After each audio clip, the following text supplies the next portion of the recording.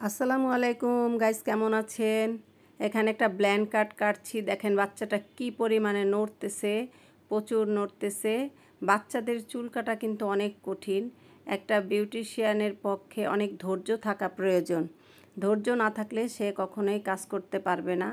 বারে বারে বাচ্চাটা মাথা নিচু করে রাখে, আবার উঁচু করতেছে। তারপরও লক্ষ্মী আছে। আমরা যেমন মায়েদেরও কিন্তু প্রচুর ধৈর্য থাকতে হয়। একটা বাচ্চা যখন লালন পালন করে, একটা মাও কিন্তু তার প্রচুর ধৈর্য রেখে সে কাজ করে।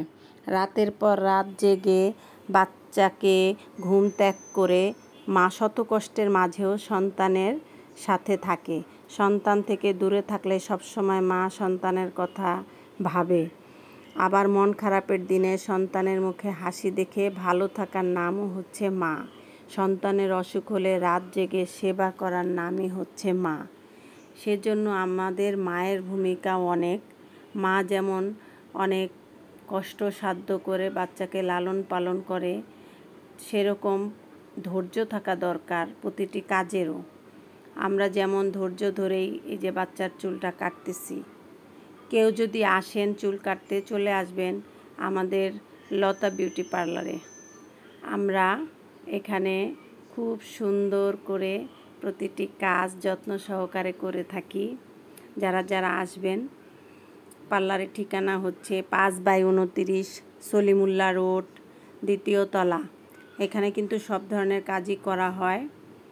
আপনাদের পা থেকে মাথা পর্যন্ত যা যা কাজ দরকার সবই কিন্তু আমরা এখানে করে থাকি। খুবই যত্ন সহকারে করা হয়। আপনি সব কাজ নিশ্চিন্তে চলে আসতে পারেন করার জন্য।